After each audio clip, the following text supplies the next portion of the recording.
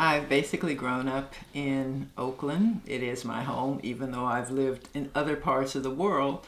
Oakland is my home. I worked with the city of Oakland for several years, and when I retired from the city, I started my own business serving mature women in transition.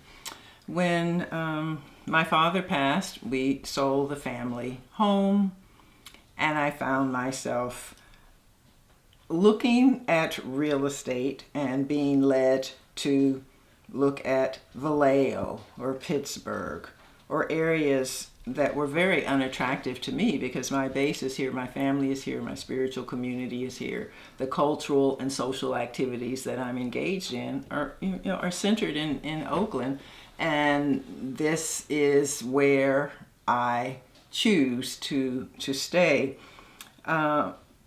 So I said, okay, let me start looking at these senior housing. So I got on a lot of lists. One place within 2 weeks they told me, oh, you don't qualify, you make too much money. But after a couple of years at another place, I was called in, and she says, I think you make too much. I says, well, here are my W-2s. Yes, your income, your gross income is too high. And I said, well, you can just give me all my papers back. There's nothing else I can do here.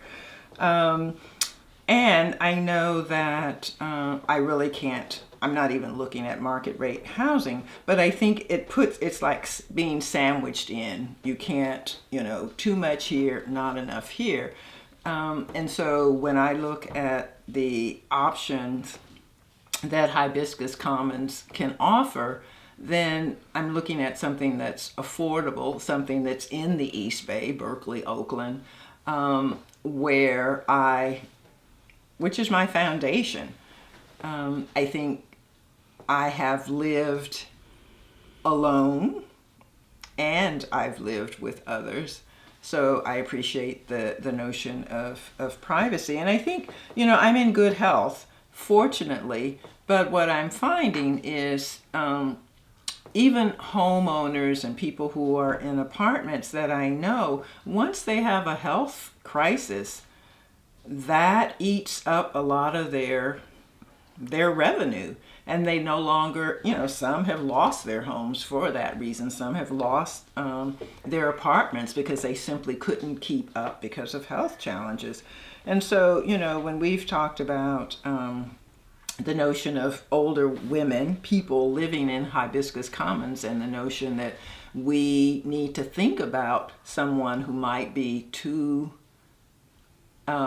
have health challenges that require a lot of care. So we should have a place where a caretaker could live. We can, yes, definitely support one another, but also consider a place where a caretaker could live that could support someone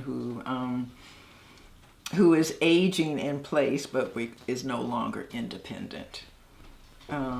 So I like that. I like that notion. And again, the idea that this is a very innovative project, but one that has a life beyond ours in terms of affordable housing within community.